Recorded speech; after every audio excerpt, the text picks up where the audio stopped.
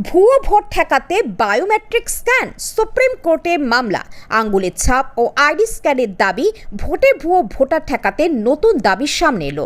প্রতিটি ভোট কেন্দ্রে আঙ্গুলের ছাপ বা চোখের মণি স্ক্যান বাধ্যতামূলক করার আর্জিতে সুপ্রিম কোর্টে মামলা দায়ের হয়েছে। মামলাকারীর মতে এই ব্যবস্থা চালু হলে ভুতুড়ে ভোট অনেকটাই রোধ করা সম্ভব। প্রধান বিচারপতির বেঞ্চ শুনবে মামলা। এই জনস্বার্থ মামলাটি করেছেন আইনজীবী অশ্বিনী কুমার উপাধ্যায়। প্রধান বিচারপতি সূর্যকান্তর বেঞ্চ মামলাটি শুনতে সম্মত হয়েছে। একই সঙ্গে সংশ্লিষ্ট পক্ষদের নোটিশ জারি করা হয়েছে।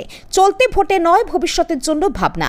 তবে আদালত স্পষ্ট করেছে, বর্তমানে চলা নির্বাচনগুলিতে এই ব্যবস্থা চালু করা সম্ভব নয়। পরবর্তী লোকসভা বা বিধানসভা ভোটে এই প্রযুক্তি ব্যবহার করা যায় কিনা তা খতিয়ে দেখা হবে। স্বচ্ছ ভোটের দাবিতে জোর।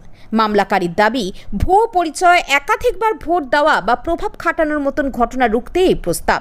এতে নির্বাচন প্রক্রিয়া আরও স্বচ্ছ ও নির্ভরযোগ্য হবে বলেই তার মত।